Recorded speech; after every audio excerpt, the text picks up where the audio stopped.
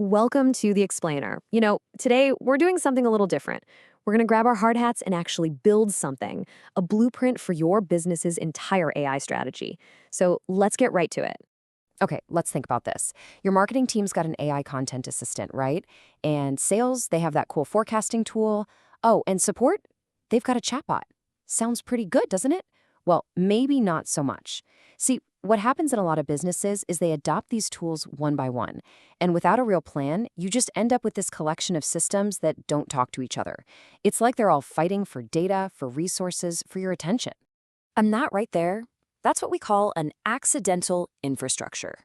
It's this chaotic, super inefficient setup where all your best insights get stuck in silos, data gets copied all over the place, and honestly, the whole thing is way less than the sum of its parts. It's just an AI mess, and it's created by accident, not by design. All right, so how do we clean up this mess? Here's the game plan for today. We'll start by digging into this accidental mess. Then I'll show you the solution, your AI blueprint. We'll break down the 5 essential layers you've got to build, and finally, we'll cover the 4 big mistakes that you absolutely want to avoid. Look, the answer here isn't to just go out and buy another shiny new AI tool. Nope. The real solution is having a plan. It's about having an intentional design for how everything connects. And in the biz, this has a name. It's called an AI integration architecture. And what is that exactly? Well, just think of it as the master blueprint for your entire AI house.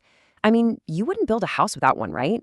Before you even think about putting up a wall or installing a sink, you've got a plan that makes sure every room, every single wire, every pipe is all designed to work together perfectly right from the get-go. So, what does this blueprint actually look like in practice? It's built on 5 absolutely essential layers, just like any solid building. You get these right, and you're going to have a system that's strong, scalable, and really built to last. We're going to walk through this step by step. First step, we've got the foundation. That's your data. Then we'll lay down all the plumbing and wiring. That's your integration layer. After that, we bring in the cool stuff, the smart appliances, your AI models. Then we actually design the rooms where people will use all this. And finally, we'll go over the building codes, the governance, to make sure everything is safe and secure. Okay, layer 1, data.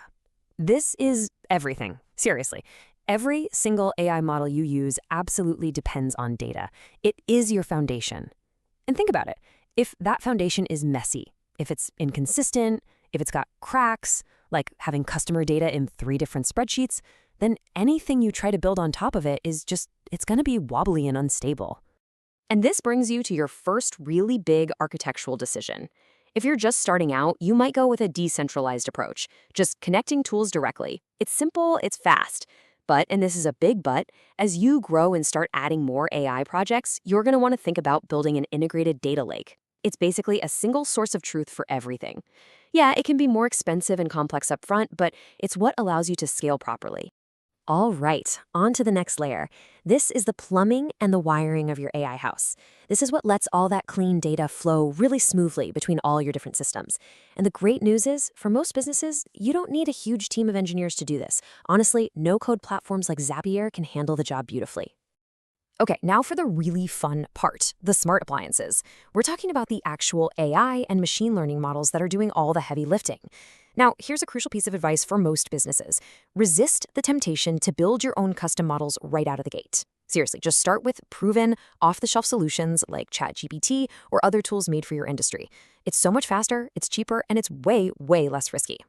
Which brings us to layer 4, the rooms of the house. These are the interfaces, the dashboards, the actual workflows where your team gets their hands on the AI. And listen, you could have the most perfect genius-level AI model in the world, but it is completely worthless if your team won't use it because it doesn't fit into their day. You have got to design for how people actually work. And last but not least, layer 5. Every good building has to be up to code, right? This is your governance layer. Think of these as the rules, the security systems, the whole inspection process. It answers all the important questions like, who gets to deploy a new AI model? How are we checking for bias? And how are we protecting customer privacy? This is what separates a professional AI strategy from just risky amateur tinkering. Okay, so you've got the 5-layer blueprint. You're feeling good, but what can go wrong? Well, let's look at the 4 most common and frankly most costly construction errors that could bring your whole project crashing down. Yep, there are 4 big ones you've got to watch out for. We're going to break them down because believe me, making even one of these mistakes can cost you a ton of time, money, and missed opportunities. All right, mistake number 1, no data standards. That's like trying to build a wall with a bunch of different size bricks. It's just not going to work. Number 2, getting locked into one vendor without having an exit plan. Oof. Number 3, you deploy a model and then you just forget about it. No monitoring, no feedback loops to see if it's even working anymore. And the 4th, and maybe the biggest mistake of all, completely forgetting about the people who actually have to use the thing. And this quote just says it all, doesn't it? A perfect technical architecture that nobody uses is expensive architecture. I mean, the best technical plan in the world is just a pricey drawing if your sales team ignores its recommendations or if your managers don't trust the dashboards. You have to build for the user. So when you put it all together, the difference is it's night and day. On one side, you have that accidental mess, right? It's fragmented, it's chaotic, and it gives you really low value. But on the other side, with a blueprint, you get this integrated, scalable, and governed system where every single part makes the others stronger. And that creates massive strategic value. So here's the big takeaway. You don't need some perfect, overly complex architecture from day one. You just need a plan. Start simple.